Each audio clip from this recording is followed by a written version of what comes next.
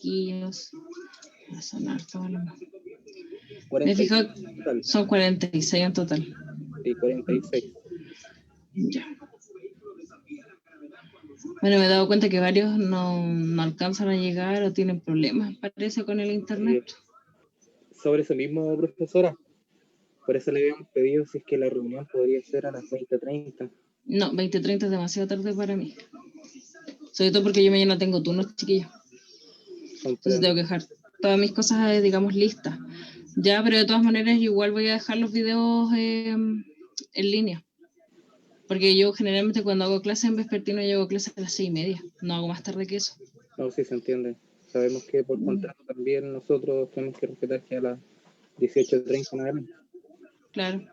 Pero de todas maneras, chiquillos, yo he recibido súper pocos correos de dudas sobre la materia de parte de ustedes, salvo algunos que me escribieron por problemas que tuvieron con la prueba porque se les cerró, por cortes de luz, internet y esas cosas. Ya, pero de todas maneras, volvemos a hacer un pequeño repaso. Voy a hablar ahora de los conceptos importantes que les había dejado en el material, digamos, el Power, porque sé que van a haber algunas dudas respecto a eso. Ya, de todas maneras, queda todo grabado y va a quedar subido en la nube. Ya, lo más importante, chiquillos, recordar que no se les vaya a pasar que el tiempo máximo para hacer la prueba sumativa, que es la que sí tiene nota, es el día domingo. Ya estuve revisando sus pruebas y, claro, varios habían escrito algunas respuestas correctas en la prueba sumativa. Así que se las voy a corregir. Así que no se asusten porque aparecen puros 2. Ya, solamente porque el sistema de repente reconoce o no reconoce las tildes, esas cosas, así que eso yo lo corrijo manual. Así que las notas no están malas de la prueba sumativa que no, o sea, perdón, de la prueba formativa que no tiene nota. Ya lo que sí me di cuenta es que pocos trabajaron en la tarea porque les dejé plazo para poder revisar los trabajos. Ya en general bien, los trabajos que me entregaron algunos súper bien, pero tienen que conectarse algunos más seguidos, chiquillos. Ya yo entiendo que todos velan porque todos aprendan y etcétera, pero también hay un componente que es personal y es la capacidad que ustedes tengan de revisar la bibliografía que se les entrega y trabajen ustedes de manera personal. Ya las actividades no están hechas para que sean ignoradas y eso es algo que tienen que comenzar a trabajar cada uno de manera individual. Ya independiente, digamos, de que algunos trabajen, etcétera, pero tienen que ponerse al día con esas cosas. Ya, porque si yo les pregunto, por ejemplo, algo del cuestionario sumativo o algo del, no sé, pues de las tareas que les doy y no las hacen, ustedes van a ser los perjudicados y no es la idea. Profesora, una consulta sobre eso, se puede hasta el domingo, ¿cierto? La prueba sumativa sí, la prueba sumativa siempre va a quedar, chiquillos, con el plazo de toda la semana, porque se entiende que los que trabajan el fin de semana, o sea, perdón, los que trabajan en la semana, generalmente las actividades las hacen el fin de semana. Entonces, por eso la prueba con nota queda disponible para toda la semana, al igual que lo que las clases, los videos, que eso se sube al tiro. Ya, las actividades que son formativas, que son las que no tienen nota, como la tarea y ese pequeño cuestionario, que les hago al inicio, eso doy plazo generalmente hasta el miércoles, jueves. ¿Por qué? Porque así yo puedo revisar o echar una mirada, digamos, a lo que ustedes han trabajado para poder corregir ciertos conceptos. ¿Ya? En general, chiquillos, la prueba sumativa estuvo bien, por lo que estuve revisando, que tengo que corregirles. Está bien, porque estuvieron leyendo los Power, les quedó grabado lo de la clase, y algunos que ya tenían igual el conocimiento adicional de ciertos temas. Así que eso, bien. Disculpe, esa hasta el domingo, porque como yo recién salí de alta por un asunto que tengo en las manos, no me he podido, yo recién hoy día me estoy incorporando, que yo tengo un problema en las manos que ya los chiquillos saben, y he estado con muchos exámenes. Entonces, eso me faltaría que se la puedo hacer. No, lo que es formativo, chiquillos, ya se acabó el plazo para entregarlo. Ya, así que eso, la formativa no tiene nota, así que eso no hay problema. Lo ideal es que lo realicen siempre al principio de la semana. Más que nada para yo saber cuántos saben. Si es eso lo que a mí me interesa saber, cuántos saben al inicio versus lo que después ustedes me pueden mostrar en la prueba sumativa, que es la prueba que sí tiene nota, ¿ya? Las notas, chiquillos, se las voy a tener subidas el día lunes, ¿ya? teniendo en cuenta de que todos van a entregarme hasta el día domingo las pruebas, así que el lunes, como es feriado, no vamos a tener clases. Sí tenemos las clases el martes y van a estar todas las notas subidas tanto al portal de intranet como también en el aula virtual las van a poder revisar con sus correcciones. Más que nada, las correcciones, si yo encuentro que hay algo que esté como muy, sobre todo en la parte de la completación, ¿sí? O en el verdadero y falso, que esté la respuesta que me den esté muy alejada y yo les voy a poner un comentario adicional. Ya ahora, si aparecen pequeños errores de ortografía, yo los voy a, digamos, pasar en alto porque igual es injusto bajar nota por eso. Pero quiero que tengan en consideración de que si es que el próximo año soy yo la persona que continúa haciéndoles clases en la noche, cuando yo hago pruebas escritas, a mí me gusta que estén bien redactadas, se entienda lo que se diga, porque lo que no se entiende tiene mal puntaje. ¿Ya? Y eso es algo que también tienen que comenzar ustedes, digamos, a trabajar, porque ya estamos como en otro nivel de educación. Ya como ustedes ya pasaron la educación superior, tienen que darse a entender de manera clara lo que quieren explicar con el vocabulario técnico correspondiente a la asignatura. Y eso en realidad, chiquillos, va a ser para todas las asignaturas, de ahora en adelante. Ya, porque no siempre van a ser digamos, las pruebas solo con alternativas. Ahora sí se hace así porque estamos en un tema especial que es el tema de la pandemia. Pero cuando volvamos o retornemos a la normalidad, las pruebas cambian harto, porque yo los hago escribir harto. Ya.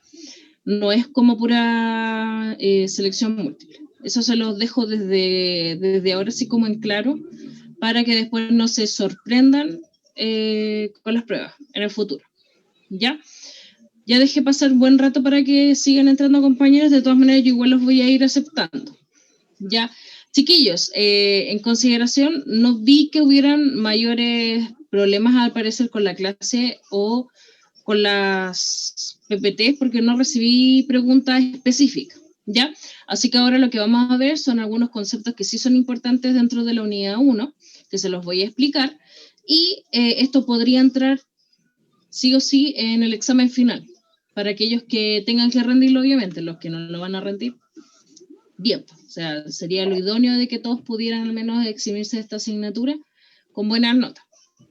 Ya conceptos importantes dentro de la unidad 1, para base de la radioterapia, tenemos el primer concepto que es hiperplasia. La hiperplasia es el aumento del número de células en un órgano o en un tejido que parecen normales al microscopio. ¿Qué quiere decir esto?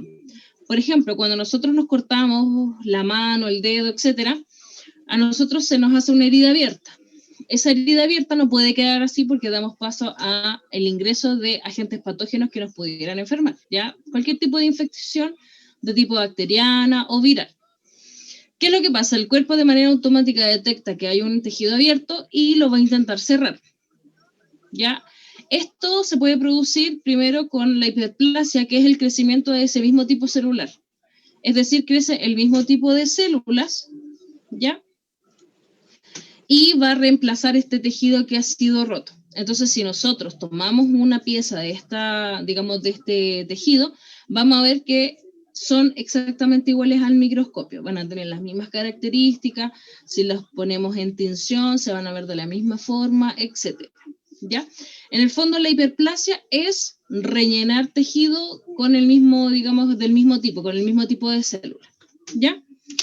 Por lo tanto, la hiperplasia no es algo malo, sino que es solamente el recambio de células.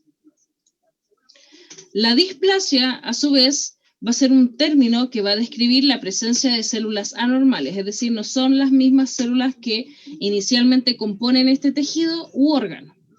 Ya, ojo, que la displasia no siempre va a ser cáncer, pero en ocasiones sí se puede transformar en cáncer. Ya, por eso que la displasia es el punto intermedio entre un tejido normal y un tejido tumoral o canceroso o maligno, como lo queramos llamar. Ya, digamos, la displasia se puede clasificar en distintos tipos y entre ellos puede ser leve, moderada y grave, según qué tan anormales sean las células que vemos al microscopio y la cantidad de displasia que podamos encontrar en el tejido. Un claro ejemplo, chiquillos, que podríamos dar de este caso en particular, por ejemplo, si comparamos las células del esófago versus las células del estómago, por ejemplo, las células del estómago son más resistentes a la acidez, ya debido a que el estómago vierte jugos gástricos que son altamente ácidos, ya que tienen ácido clorhídrico, ya. Y esto, digamos, produce que las células, digamos, no se atrofien porque están acostumbradas, porque saben que va a llegar un jugo ácido, que en este caso sería el jugo gástrico. Por lo tanto, las características de estas células son más resistentes a la acidez, ¿cierto? Pero, a su vez, el esófago, por ejemplo, no va a tener esta misma capacidad. ¿Por qué? Porque debemos recordar que el esófago, la única misión que tiene es, digamos, desplazar el bolo alimenticio desde la boca hasta el estómago, ¿ya? Por lo tanto, los pacientes o las personas que sufren de reflujo gastroesofágico generalmente suelen tener harta sintomatología, entre ellos los vómitos recurrentes o la acidez recurrente, ya que sienten esta especie de ardor que les va subiendo, digamos, como desde el estómago hacia, digamos, la boca. ¿Ya? ¿Qué pasa con este tejido, digamos, esofágico? Este tejido esofágico comienza a irritarse y se transforma, ¿ya? Cuando este tejido se transforma, va a adquirir, digamos, características muy, pero muy similares a lo que es el tejido del estómago. ¿Por qué? Porque se va a tratar de adaptar a este cambio, que en este caso sería una acidez mayor en, digamos, en su ambiente. Por lo tanto, ahí tenemos una displasia, porque las células del estómago no son iguales a las células del esófago.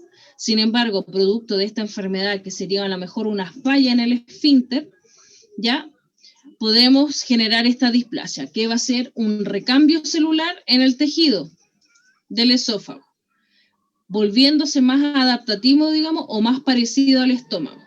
¿Ya estamos claros hasta ahí? ¿En qué se trata la displasia? Que en el fondo es un recambio celular, cambian las células. Hasta ahí nosotros tenemos que este cambio celular no es perjudicial, porque se está adaptando.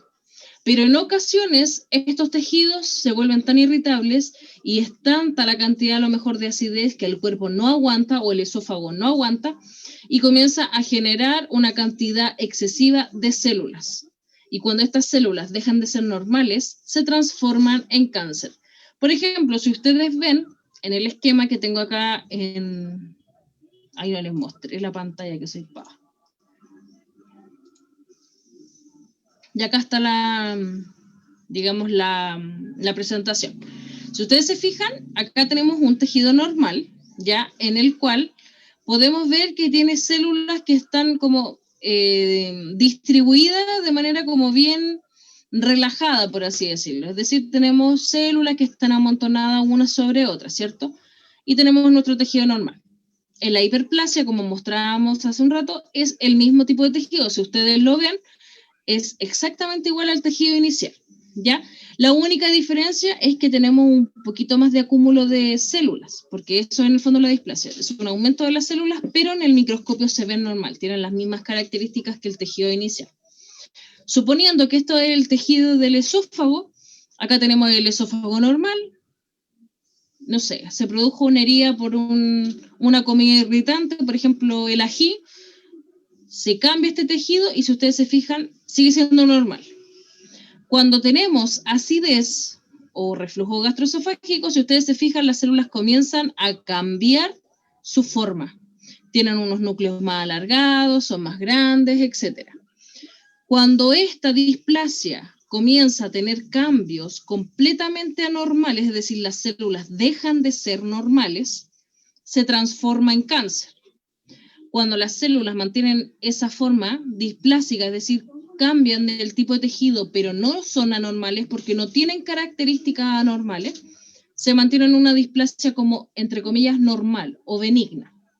Cuando las características de la displasia son negativas, es decir, tenemos una alta tasa de reproducción, o vemos que están formando nuevos vasos sanguíneos, o vemos que está haciendo transmisión, no sé, por ejemplo, de ciertos componentes para acelerar el ciclo celular, ahí nosotros estamos hablando de un tipo de displasia maligna que se transforma en cáncer.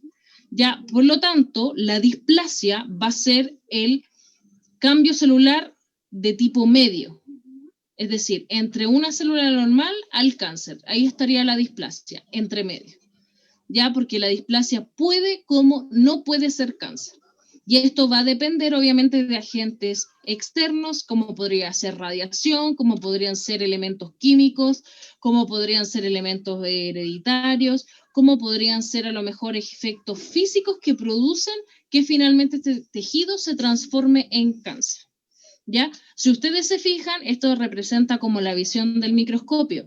Si nosotros vemos el tejido normal versus las displasias versus el cáncer, son completamente distintos. ¿Ya?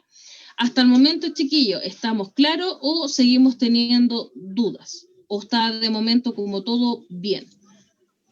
¿Se da netamente en los órganos este tema de la displasia? La displasia se puede dar en todos los tipos de tejidos, salvo, chiquillos, el tejido neurológico.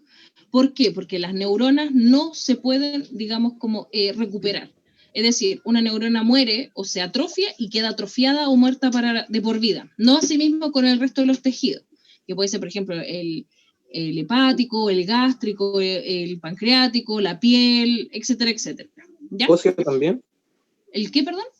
¿Óseo también? El bocio es una enfermedad que produce un aumento... Óseo, sistema óseo. Ah, el óseo, sí, pues, también. Recordar, chiquillos, también, así como ahora que hablaste del sistema óseo, nosotros tenemos constantemente un recambio del tejido óseo. Si ustedes no lo saben, dentro del metabolismo del hueso, chiquillos, nuestros huesos se van como desarmando y armando de manera constante. Ya, porque los osteocitos tienen este mecanismo para generar huesos más firmes. Si ustedes se fijan, los niños no son tan buenos para fracturarse en comparación, por ejemplo, a los adultos mayores. O cuando un niño se fractura versus un adulto mayor, el niño se recupera de manera más rápida versus una persona con mayor edad. ¿Por qué ustedes se preguntarán? Porque dependiendo de la edad que nosotros tenemos, vamos a tener un metabolismo celular y una tasa de reproducción más rápida o menos rápida, ¿ya? Entonces, si ustedes se fijan, el componente de los huesos de los niños es muy distinto versus el de los adultos o el del adulto joven, ¿ya? Y para ellos también hay estudios en donde podemos ver la cantidad de minerales que tienen los huesos, etcétera. Pero en general nuestros huesos se están como desarmando, es decir, un osteocito llega a un cierto periodo de edad, este se elimina y se genera otro osteocito nuevo para cubrir, digamos, esta parte. ¿Ya? Y ahí también se podría producir una displasia. Por ejemplo, ¿cuál sería una displasia en un hueso? Cuando nosotros nos fracturamos y se produce un callo óseo. Ese callo óseo es una displasia. ¿Por qué? Porque no tiene la misma continuidad del hueso, pero está cumpliendo la función, digamos, de un hueso. Y en este caso esa displasia no sería maligna, porque no es un cáncer, sino que es producto de una fractura. ¿Ya? Asimismo, hay personas que se fracturan y cuando este hueso trata de tener de nuevo, por ejemplo, tener su margen o su línea, se vuelve un cáncer, produciendo un osteosarcoma, un osteocondroma, entre otras enfermedades, digamos, a los huesos. ¿Ya? Es por eso que la displasia va a ser como el paso intermedio entre algo bueno y el cáncer. ¿Ya? Hasta el momento, chicos, ¿todos claros? Al parecer sí. Si van teniendo más dudas, chiquillos, ahí ustedes me van diciendo y lo vamos comentando. Lo mismo, si tienen dudas y no quieren hablar por el micrófono, por último me lo escriben al chat. Yo aquí lo tengo abierto para que vayamos comentando las preguntas. ¿Ya? En cambio, chiquillos, la metaplasia es el cambio en la forma que toman algunas células, ya que por lo general no es normal a las células del tejido al que pertenecen. Acá, por ejemplo, tenemos el ejemplo de una célula de la piel. Si ustedes se fijan, chiquillos, o se han dado cuenta, cuando nosotros nos cortamos los dedos, ¿se han fijado que nunca perdemos la huella dactilar? Por muy profundo que sea el corte, siempre mantenemos como el mismo tipo de piel. Siempre mantenemos el mismo tipo de piel, ¿Ya? ¿Por qué? Porque el cuerpo dice, oye, no, esto corresponde, digamos, a un tejido normal, tenemos que dejarlo de la misma forma en la que está. ¿Ya? En cambio, chiquillos, cuando nosotros tenemos cortes muy profundos, por ejemplo, si nosotros nos cortamos el brazo, en algunas ocasiones se producen estas cicatrices súper gruesas que las llamamos queloides, que son como estos procesos de cicatrices que no quedan bien. ¿Por qué? Porque el tejido no vuelve a ser el mismo. Eso es una metaplasia. Las cicatrices son metaplasias. ¿Por qué? Porque si bien cumplen la función a lo mejor de reparar este tejido que estaba roto, ¿ya?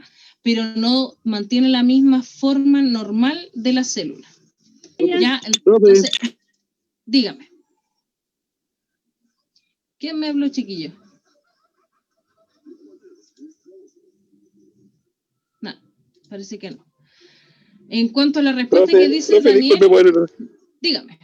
Esto voy a preguntar, ¿esto es del módulo 2 o entra en la prueba de la unidad 1? Esto es de esta unidad. Lo que es del módulo 2 va a ser la otra semana. Ya todos los módulos se imparten solo en una semana, chiquillos. No les voy a adelantar cosas del otro módulo. ¿Ya? Esta es como la clase de retroalimentaciones para ver si ustedes tienen dudas o consultas de las clases y me las van haciendo y las vamos respondiendo. ¿Ya? Yo aproveché de hacer un PowerPoint sobre algunos conceptos que sí entran en la prueba y que es importante que los vean. ¿Ya? Para aquellos que no lo han hecho, ya, porque yo de todas maneras les dejé el Power el mismo día, o al día siguiente creo que fue, que justo estaba de turno. Ya, chiquillos. Sigamos, entonces las cicatrices en este caso sí es una metaplasia, ya, porque en el fondo la célula cumple la función de a lo mejor cerrar esta herida, pero no es el mismo tipo celular, no es el mismo tejido. ¿Ya? Así que eso sería como, digamos, como un ejemplo de la metaplasia. Obviamente esto puede ocurrir en muchos tejidos, en todos los tejidos. Por ejemplo, en el caso de las células neurológicas, por ejemplo, si yo tengo un accidente muy grave y se me vuela parte del cerebro, porque eso puede ocurrir, no me voy a morir, pero voy a perder funcionalidad. Y ese recubrimiento, digamos, de la zona donde yo me lesiono el cerebro va a quedar con una metaplasia porque va a ser un tejido fibroso, no van a ser tejidos neuronales. Entonces, obviamente, yo pierdo funcionalidad que podría ser del habla, de la comprensión motora, etcétera, etcétera. ¿Ya? Entonces, la metaplasia en el fondo es un cambio celular, pero que no va a ser igual a la célula, digamos, como normal o primaria. Ya, esa es como la diferencia. Al microscopio, obviamente, estas no se ven iguales, no son iguales. Ahora vamos a hablar, chiquillos, de lo que es la nomenclatura TNM. Esto entra en la prueba, sí. Ya son como 2 preguntas sobre esto, pero esto es más conocimiento general para ustedes, chiquillos. ¿Por qué? Porque cuando nosotros trabajamos en área de salud e implica a lo mejor saber de ciertas cosas sobre el cáncer o ciertos diagnósticos, es importante conocer esta nomenclatura porque también nos permite saber qué tan grave o qué cosa deberíamos buscar en un paciente. Ya se da más, obviamente, en los tecnólogos médicos, pero ustedes al fin y al cabo también aprenden esto, aprenden todo el funcionamiento, digamos, de lo que sucede en una sala de resonancia magnética, o lo que sucede en una sala de escáner, o lo que sucede en medicina nuclear, o lo que sucede en radioterapia. ¿Ya?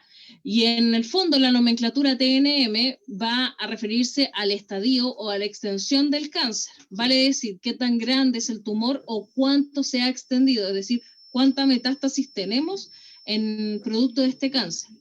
Ya, en general, chiquillos, hay muchísimos sistemas de estadificación o para poder etapificar, digamos, el cáncer de cada persona. En general, la mayoría de los hospitales, centros médicos, clínicas privadas, los médicos en general utilizan esta nomenclatura porque es la que más se usa. Pero, obviamente, hay tipos de cáncer en los cuales no se puede utilizar este mismo sistema. Por ejemplo, la leucemia es un tipo de cáncer sumamente distinto como el común. ¿Ya? Entonces, ellos tienen otro tipo de sistema que es específico para ese tipo de cáncer. Pero en general, para los cánceres, por ejemplo, de cerebro, hepático, pancreático, de estómago, de ovario, de mama, tiroideo, etcétera, este es el más común. ¿Ya? ¿Qué nos permite saber esta nomenclatura? Obviamente nos da información acerca de la ubicación del tumor, ya el tipo de célula, es decir, si va a ser un adenocarcinoma o un carcinoma, que va a ser de la célula escamosa. Cuando nosotros hablamos de adenocarcinoma, estamos hablando de un cáncer que se produce en una glándula o en un órgano que nosotros llamemos glándula o que se considere una glándula, ¿ya? Por ejemplo, la tiroides, el páncreas, ¿por qué? Porque ellos liberan ciertas hormonas o ciertos componentes para el cuerpo, ¿ya? A eso nos vamos a referir con un adenocarcinoma. También nos permite saber el tamaño del tumor, nos permite saber si este cáncer se ha diseminado o ha invadido ganglios linfáticos o nódulos linfáticos, que es lo mismo. Nos permite saber si el cáncer se ha diseminado o ha invadido otros tejidos o otras partes del cuerpo. Y también obviamente nos permite saber el grado del tumor, que el cual refiere un aspecto anormal en las células. Y esto, digamos, el tipo de célula o el tipo de aspecto que tenga la célula nos va a permitir también saber la probabilidad, digamos, de que este tumor crezca o se disemine o también invada o si es más agresivo o menos agresivo que otros. Ya en el fondo toda esta nomenclatura nos permite clasificar el tipo de cáncer. Ya este sistema también, lo que les comentaba, esto lo ocupan la mayoría de los centros y por lo tanto es importante saber o tenemos bien dicho conocimiento de a qué se refiere cada parte de esta nomenclatura, ¿ya? Generalmente este sistema va a incluir 3 partes, que va a ser la T, la N y la M. Cuando hablamos de T, se va a referir al tamaño y a la extensión del tumor primario. Ya principalmente es el primer tumor o el tumor principal, el tumor más grande.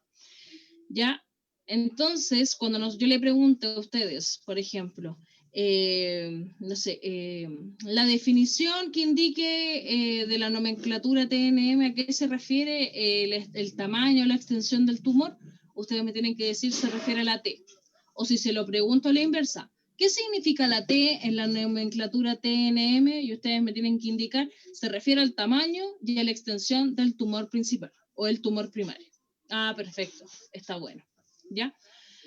Ahora, la N hace referencia a nódulo linfático. ¿Qué quiere decir? Que si este cáncer ha afectado o se ha diseminado a los ganglios o a los nódulos linfáticos, ya sea cercanos o lejanos. Y por último, la M va a referir a la metástasis, es decir, si este cáncer tiene o no invasión en otros tejidos, ¿ya?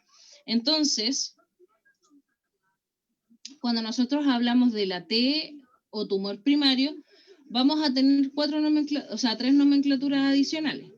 Cuando aparezca en un informe patológico de biopsia que sale como TX, significa que no puede medirse el tumor primario, es decir, no pudieron medir el primer tumor.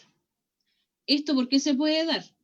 Porque hay veces que tenemos muchos tumores cercanos, entonces no sabemos cuál es el primer tumor. Por eso le ponemos esta clasificación, porque no logramos identificar cuál es el primer tumor, porque hay muchos tumores de las mismas características, etcétera, etcétera. T0 es cuando no logramos encontrar el tumor primario. Ya derechamente sabemos que el paciente tiene cáncer por un montón de sintomatologías y exámenes, pero no damos con el tumor primario. ¿Ya? Esto se puede ver porque, por ejemplo, todo el órgano está invadido de cáncer. ¿Ya? Eso también podría ser no encontrar un tumor primario. Y luego tenemos las T1, T2, T3, T4, que se refiere al tamaño y a la extensión del tumor principal.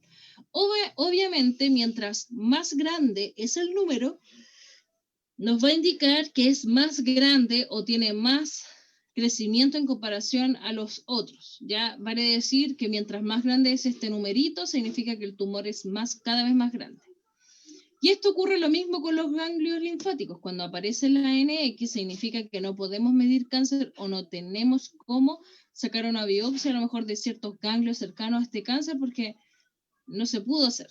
Por ese motivo, por la localización, porque el tumor es muy grande, porque el paciente se descompensó, etc. Ya, cuando hablamos de N0, significa que no hay cáncer en los ganglios linfáticos cercanos. Y ya cuando hablamos de N1, 2 o 3, significa a que los ganglios linfáticos, tanto cercanos o como distales, tienen cáncer. Es decir, encontramos varios ganglios linfáticos que sí tienen invasión de células cancerosas. Por lo tanto, si vamos a operar a una persona, tenemos que invadirlo. Tenemos que, digamos, extraerlos. Ahora, si por ejemplo estamos en radioterapia, sobre todo por ejemplo con el cáncer de mama, siempre nosotros en radioterapia vamos a irradiar la cadena mamaria interna de ganglios linfáticos, así como la axilar. ¿Ya? En algunas ocasiones, chiquillos, hay ciertos, digamos, tipos de cirugía en los cuales eliminan la mama afectada por el cáncer, le sacan todos los ganglios linfáticos de la axila, pero no se pueden sacar, por ejemplo, los ganglios linfáticos de la mama afectada. Entonces, ¿qué es lo que hacen? Les dan radiación para que esos, digamos, en el fondo, esos ganglios linfáticos cumplan su función de indicar cuando hay alguna infección, pero evitamos que, digamos, que tengan cáncer. O si sabemos que esos ganglios linfáticos no tienen cáncer, se irradian para asegurarnos que no haya cáncer. ¿Ya? En el fondo, para esto sirve, digamos, esta nomenclatura. Y por último, chiquillos, obviamente, si la M va a significar si hay metástasis o no. MX va a indicar que no podemos saber si tenemos metástasis en el paciente. M0 es que el cáncer no ha invadido otros tejidos.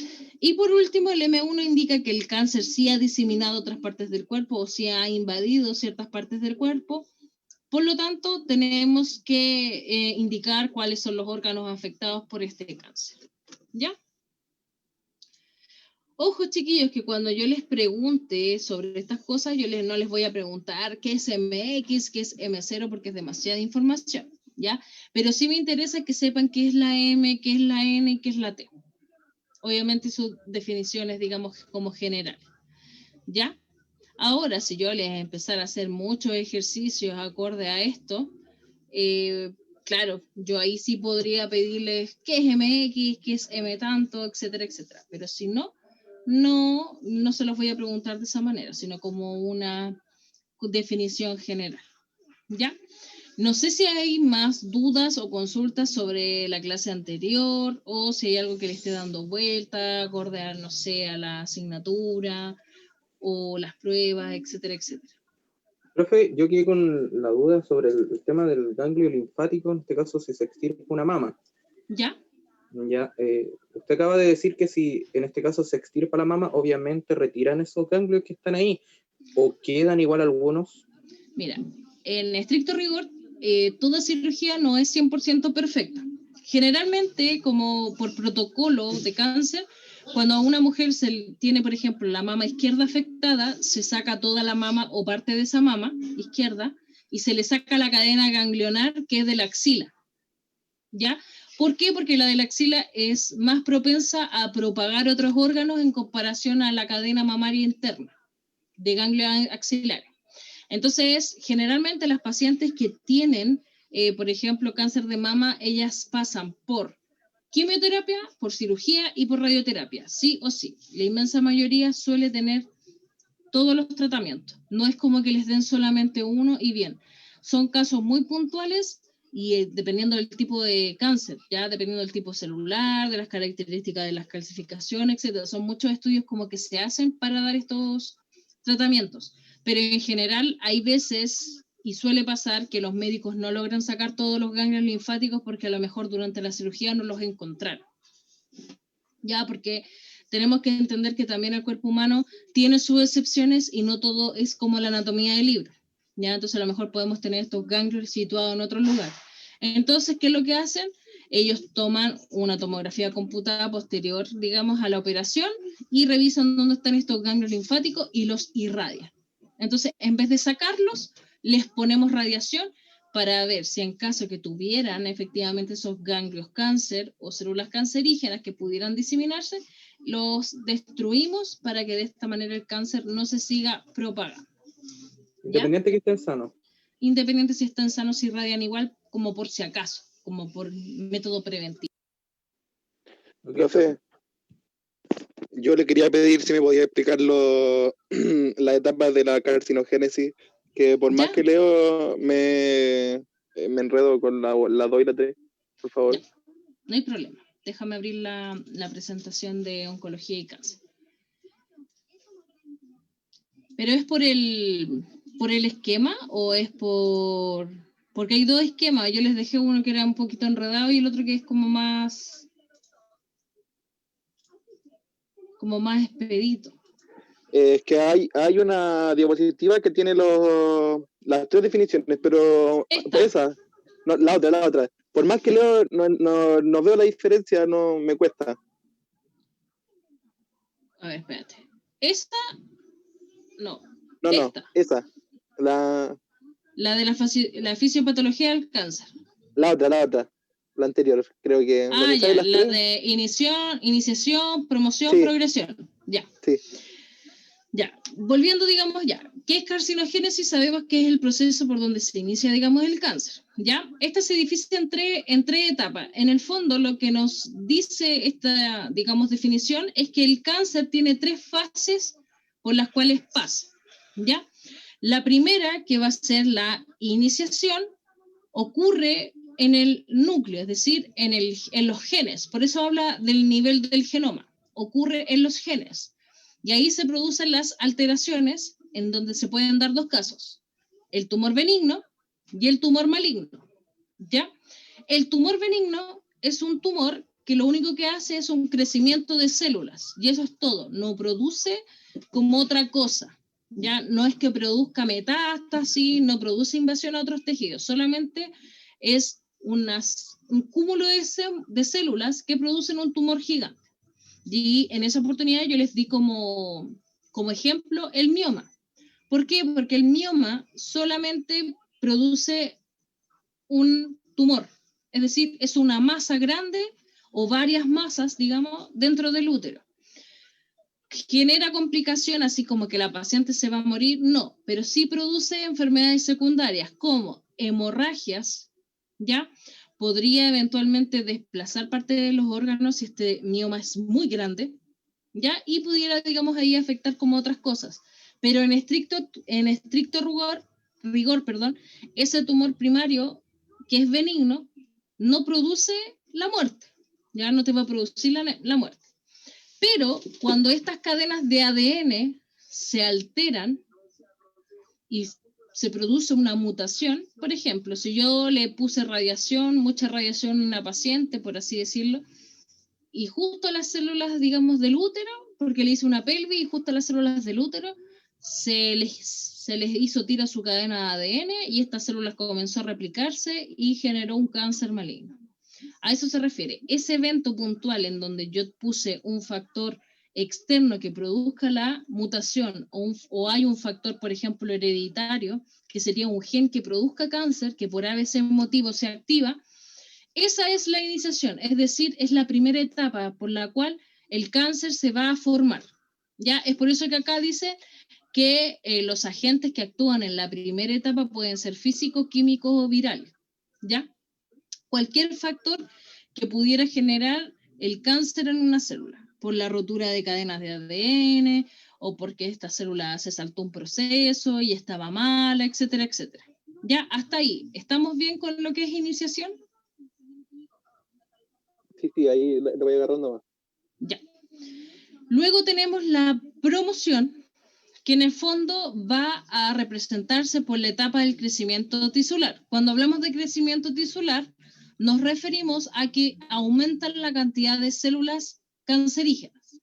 ¿Ya? Es decir, la mitosis está completamente descontrolada y estas células cancerosas están cada vez más. Es decir, si yo hace 1 hora tenía 20 células cancerosas, después de 4 horas ya tengo 4.000, ya por así decirlo. Entonces solamente va a representarse como el crecimiento de células. Va a haber muchas células que están así formándose, y hay muchas células de tipo canceroso. Profesora, sería como la cantidad. La promoción sería la cantidad que se va multiplicando.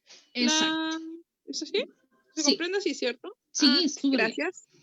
Gracias. Entonces, acá, ¿qué es lo que van a participar? Para que se produzca esto, van a ser los factores de crecimiento, porque nos van a hacer que estas células se sigan reproduciendo, los receptores de los factores del crecimiento, pero también comienzan otros procesos como la angiogénesis.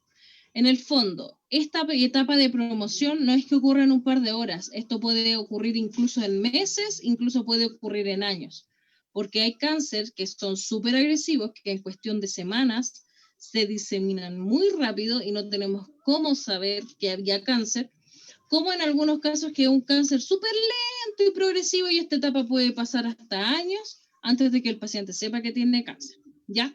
Entonces se producen dos, digamos, como eventos importantes en la promoción, que es la angiogénesis, que es la creación de vasos sanguíneos para alimentar este tumor cancerígeno, ¿ya? Y por otra parte va a haber una degradación de las matrices extracelulares. ¿Para qué? Para que este tumor crezca de manera descontrolada y haga creer al cuerpo que aquí no hay nada malo, ¿ya? Como que le miente al sistema inmune indicándole, oye, no, si yo estoy creciendo normal, yo soy una célula normal, así que no me tienes que matar, ¿ya? Eso es en el fondo la promoción. Son esos eventos puntuales que ocurren. De momento, ¿todos entendimos lo que es promoción en el caso de la carcinogénesis? Sobre todo Daniel, que estaba como con las dudas ahí de la definición. No sé si estarán hablando por el chat. Ya, me imagino que sí. Ya, y por último, la etapa de progresión va a ser o va a implicar, o en estricto rigor es, la capacidad que tiene un tumor de invadir tejidos vecinos, es decir, órganos que están cercanos, como los órganos que están a distancia. Ya, por lo tanto, estas tres partes son, se puede decir como en palabras simples, la iniciación es el inicio del cáncer, la promoción va a ser cómo este va creciendo, el punto medio, y la progresión va a ser cuánto puede invadir este tejido canceroso. Profe, ¿Ya? Dígame. disculpe, pero en la progresión, ¿cómo se determina en este caso qué tipo de órganos son los que están afectados? ¿Con Era una lo que biopsia? Claro, lo que pasa es que, mira, la afinidad que tienen los tejidos cancerosos de ir a ciertos órganos puntuales tiene que ver con que comparten el mismo origen embrionario, ¿ya? Yo les había comentado que habían capas de los embriones en donde se generan ciertos sistemas del cuerpo, ¿ya? Entonces, generalmente, o la mayoría de las veces, ¿cómo logramos identificar las células que son cancerosas? Es por la biopsia. Pero la progresión o la etapa de progresión de saber cuántos tejidos o cuántos órganos están con metástasis, generalmente lo hacemos con otro servicio de apoyo, que en este caso sería imagenología. Generalmente la mayoría de los doctores ocupa el escáner, ¿ya? Es decir, le pedimos a este paciente que se haga una tomografía axial computada con contraste de cabeza, tórax, abdomen y pelvis. Y ustedes se preguntarán por qué pedirán casi un escáner de cuerpo completo. Porque dependiendo del tipo de tumor, nos permite saber si tenemos metástasis en el cerebro, nos permite saber si tenemos metástasis en el pulmón, en el mediastino, si invadió, por ejemplo, el estómago, el hígado, el páncreas, si invadió, por ejemplo, la pelvis, la vejiga, porque hay cánceres que tienen afinidad con la vejiga o con los riñones, o derechamente incluso se pueden ver tumores en los huesos, ¿ya? ¿Cómo nosotros vamos a poder ver estos tumores? Por las fases de contraste. Ya generalmente los tumores aceptan mucho medio de contraste. Es decir, nosotros vamos a ver una imagen súper clara del tumor porque va a haber mucho contraste, digamos, alojado en alguna parte de un órgano. Entonces nosotros sabemos que ahí hay un tumor, ¿ya? Obviamente las imágenes o los tipos de signos que nosotros veamos en los distintos exámenes de imagenología son de anatomía. Por ejemplo, si nosotros vemos un halo alrededor de un huevito, nosotros sabemos que eso no es un tumor y eso es un absceso. Ya todos tienen como una forma de ser. Sabemos cuando hay un tumor, por ejemplo, del hígado, cuando es benigno, cuando es maligno, según cómo capta el medio de contraste y cómo se limpia ese medio de contraste. Es por eso que este examen generalmente lo pedimos en varias fases, que sería una fase sin contraste para ver normal así, digamos, el tumor. Después pedimos una fase con contraste y después vemos una fase tardía, Ya generalmente los tumores se ve el medio de contraste en todas las fases, tardía, la fase arterial, en la fase venosa se ve constantemente la cantidad de contraste, digamos, como acumulada en ese tumor. ¿Por qué? Porque los tumores tienen una tasa metabólica y tienen muchos vasos sanguíneos. Entonces nosotros por eso podemos ver el tumor de manera clara. Lo mismo ocurre en resonancia magnética, ¿ya? Y también ocurre en el SPECT-CT. Esto es como paréntesis del SPECT-CT. El SPECT-CT es la combinación de un tomógrafo computado con una gamma cámara.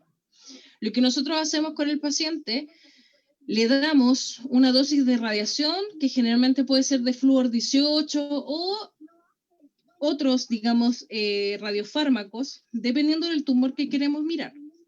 Entonces, lo que nosotros vamos a ver, por ejemplo, en el SPECT como tal, que sería como la imagen con radiación, vamos a ver que en el cuerpo de la persona se ven focos luminosos o focos calientes que nosotros le llamamos.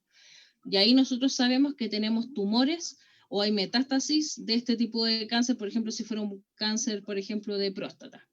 Y yo voy a ver estos tumores. Ya en el caso, por ejemplo, del cáncer de mama, la mayoría de las mujeres se les pide después un scintigrama óseo.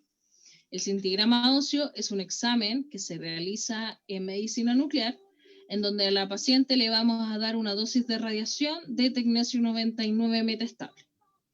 Y ese, digamos, este elemento se fija en los huesos, ¿ya? Para eso es el tecnesio 99 con DTP, que es el componente, digamos, químico que tiene afinidad con los huesos. Entonces, este digamos, radiofármaco se aloja en los huesos y lo que podemos ver es el esqueleto humano, se ve igual que digamos, los huesitos. Y estos huesitos van a tener puntos calientes que nos van a indicar, por ejemplo, cuando hay un tumor. Denme un segundito y les muestro el tiro. Déjenme dejar de compartir y les voy a mostrar al tiro cómo se vería eso. Se vería, profesora, como que fuera de noche, como ultravioleta, así. Miren, yo se los voy a mostrar para que ustedes como que tengan claridad de esto. Denme un segundo, déjenme sacar la clase de medicina nuclear. Es que para que les quede como más claro cómo se ven los tumores en los exámenes.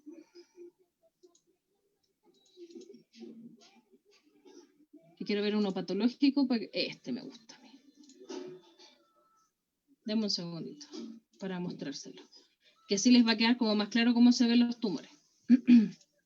Mira, por ejemplo, lo que le estoy proyectando en estos momentos es una imagen de una radiografía de pelvis, ¿ya?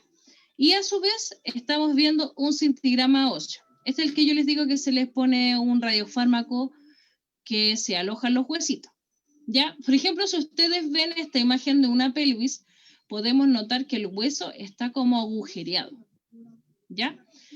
Estos como agujeritos que se ven, nosotros le llamamos hueso patológico. Nosotros en radiología, cuando vemos este tipo de exámenes, ya sea de mano, de costilla, de columna, de húmero, de fémur, del hueso que sea, cuando nosotros vemos este patrón, nosotros decimos esto es un hueso patológico. ¿Por qué? Porque sabemos que no es normal, ¿ya?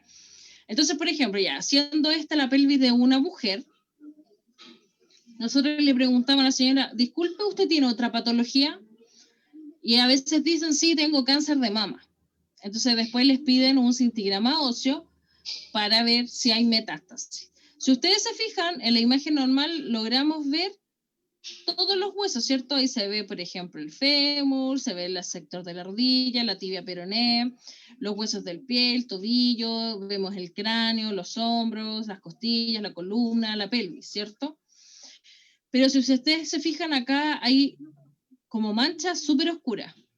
Esas manchas oscuras nos está indicando que ese paciente tiene metástasis en el hombro, en las costillas, en toda la columna lumbar, el fémur, acá en este caso es la cabeza del fémur, tenemos en el anillo pélvico y tenemos en varias partes de la pelvis, tanto alar como obturatriz. ¿Ya? Esto es una imagen, por ejemplo, complementaria para saber si un paciente tiene metástasis. ¿Ya? Obviamente hay muchos estudios que también nos permiten verlo. Ya también lo podemos ver así, que se ve como una imagen súper roja.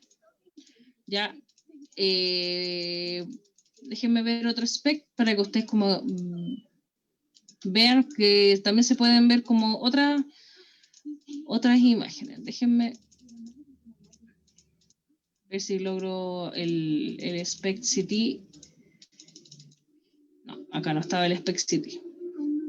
Ya, pero en el fondo en medicina nuclear podemos ver múltiples, en imagenología en general tenemos exámenes que son de diagnóstico para saber si tenemos metástasis o no. Ya, espero que con esto como que les haya quedado un poquito claro. Ya, en eso en el fondo consisten las 3 fases de la carcinogénesis y cómo las podemos ver, por ejemplo, en las distintas modalidades, digamos. Ahora, si ustedes lo que quieren es que yo de repente les muestre cómo se ven los tumores, por ejemplo, en escáner, no sé, por resonancia magnética, sí, díganme, y yo por último ahí después yo les hago una diapositiva para que ustedes más o menos vean cómo se ve, para que ustedes tengan como más... tuvieran una idea como más clara, porque cuando uno se lo explica como que es súper ambiguo porque uno no sabe lo que va a ver, pero cuando uno les muestra estos exámenes como que les queda más claro, ya, pero en el fondo es eso, chiquillos, ya, y esto también, la idea también que ustedes hagan todas las asignaturas tiene que ver con eso, porque los distintos profesores les van a ir mostrando cómo se ve algo en escáner, cómo se ve algo en resonancia, etcétera, etcétera. Por ejemplo, eso que yo les mostré es ya para el próximo año cuando veamos medicina nuclear. Ahí ustedes van a ver todas estas imágenes y les vamos a mostrar, por ejemplo, lo que difiere de una enfermedad no tan terrible versus un cáncer, etcétera, etcétera, para que ustedes tengan como una idea más clara. ¿Vamos a volver a tener clases con ustedes el otro año? No sé, chiquillos, sí, efectivamente van a tener clases conmigo otro profesor. Al menos en medicina nuclear, ustedes de momento tendrán con otra profesora. Ya, pero obviamente si tienen dudas siempre pueden preguntar. Y en ese aspecto, generalmente nosotros los profes, cuando subimos las clases, quedan como disponibles para los 2 grupos, diurno y vespertino. Así que ahí ustedes también pueden sacar como las clases de las 2 profesoras y complementar, por eso no hay mayor problema. Ya, por ejemplo, este año yo no voy a hacer medicina nuclear para el vespertino. Voy a hacer solamente para el diurno. Ya, porque el profesor que estaba originalmente en medicina nuclear se retiró por razones personales. Ya, pero va a venir una profesora y a lo mejor ella les va a explicar con otra forma. A mí en lo personal me gusta agregar imágenes médicas para que ustedes tengan como una idea clara de lo que se van a encontrar si trabajaran, por ejemplo, en un servicio de medicina nuclear o en un escáner, resonancia, etc. ¿Ya? Sí, así que les voy a incluir entonces en las próximas clases, cuando hablemos de como invasión, de metástasis, les voy a incluir entonces imágenes en las distintas modalidades para que así ustedes sepan cómo se ve el cáncer en todas las modalidades, ya, porque se ve distinto en ecografía, se ve distinto en rayos, se ve distinto en escáner, resonancia, medicina nuclear, etc. Ya, así que, dígame. Eso implica que dentro de los 7 cánceres que son los de mayor cantidad en Chile, en los siguientes módulos vamos a tratar cáncer por cáncer. No, en los siguientes módulos, no sé si ustedes tuvieron la oportunidad de ver la planificación, pero como que todas las unidades ven cosas distintas. Ya, por ejemplo, la siguiente unidad, a ver, se las muestro, se las proyecto así para que tengan una claridad de lo que realmente vamos a ver. Dame un segundito. Para que así ustedes tengan claro también lo que vamos a hacer en el fondo. Acá está la planificación. Para que así igual a ustedes les quede claro lo que vamos a hacer, porque si no, no tiene mucho sentido. Ya, déjenme.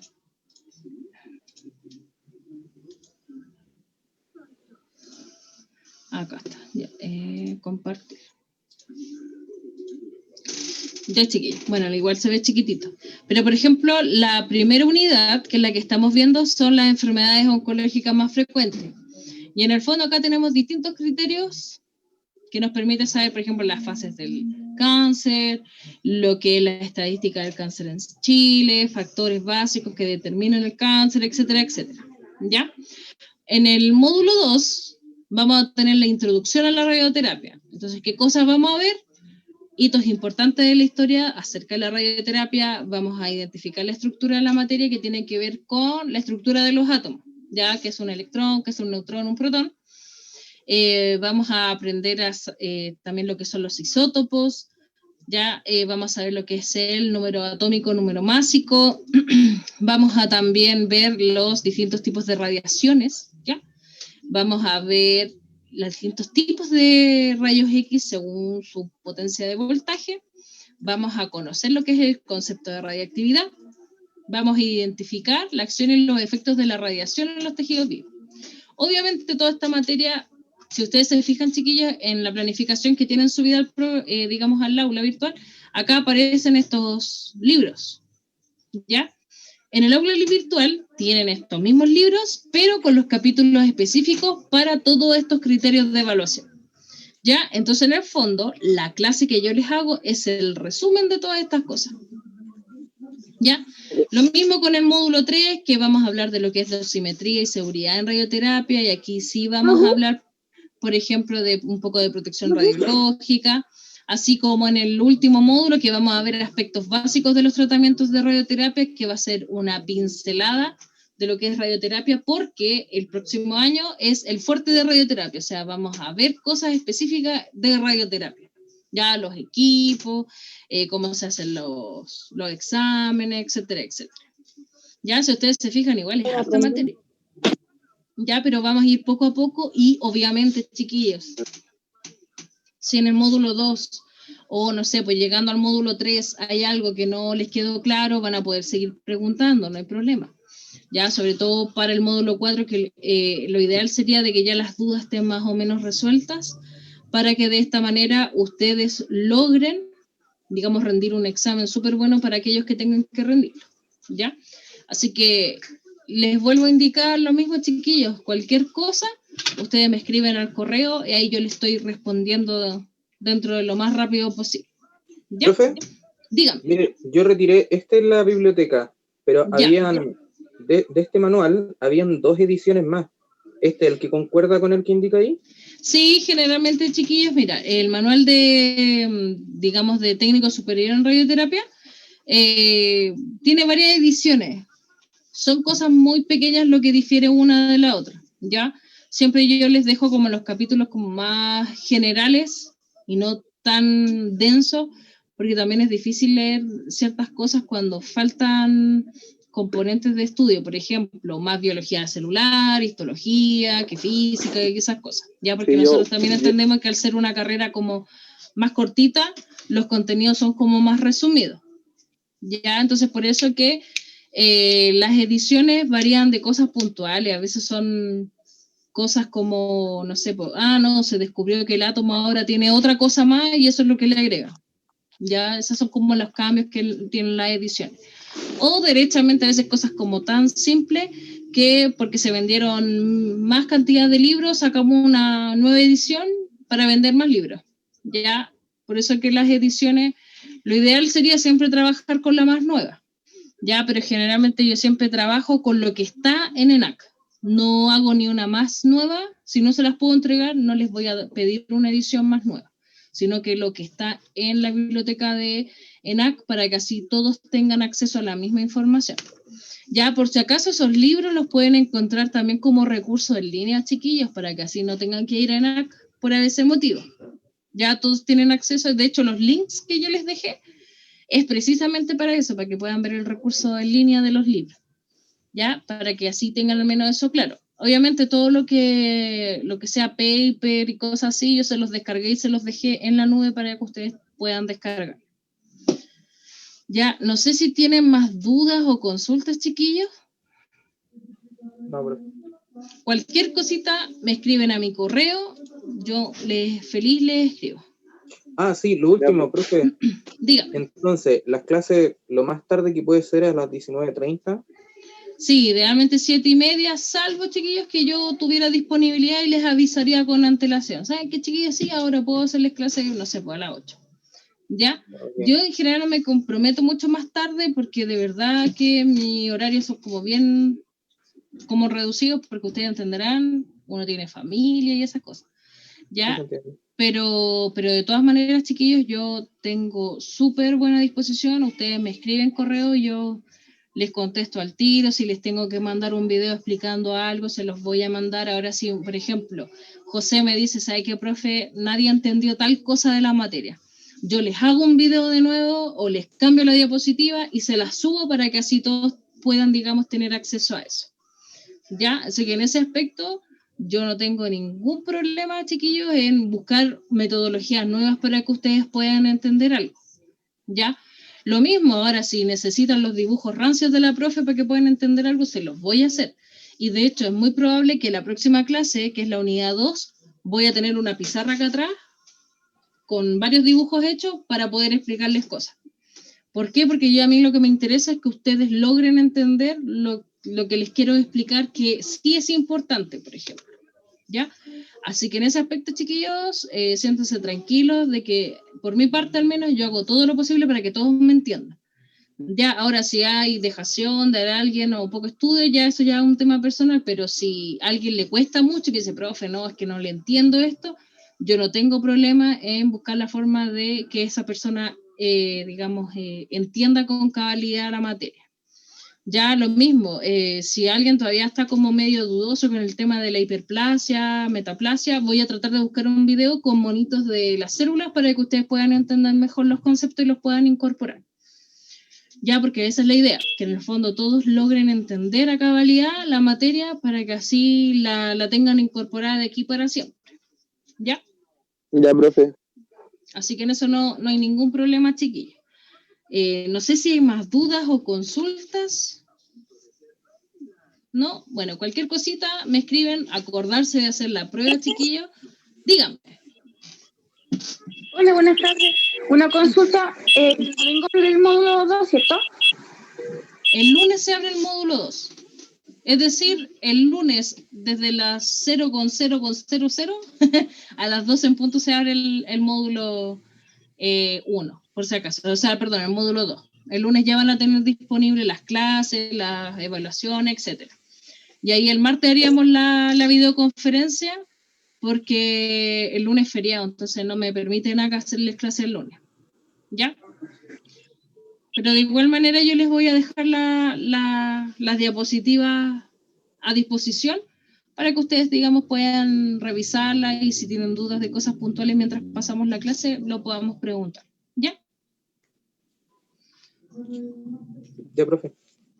Ya, pues chiquillos, cuídense mucho, descansen harto y que les vaya súper bien a quienes todavía no han entregado la evaluación. Ya, cualquier cosa extraña que pasen, yo lo reviso y se los modifico para si hay caídas de internet, corte de luz y se les cierra el cuestionario, yo se los habilito de nuevo, chiquillos. Y así que en eso no hay problema, porque por ahí hubo alguien que recién me escribió por lo mismo, para que tengan tranquilidad en ese aspecto. Ya, así que cuídense mucho, que estén súper bien, descansen, que estén muy, muy, muy bien. Chao, chao. Ya, chao, profe, chao, chiquillos. Chao, chiquillos, que estén bien.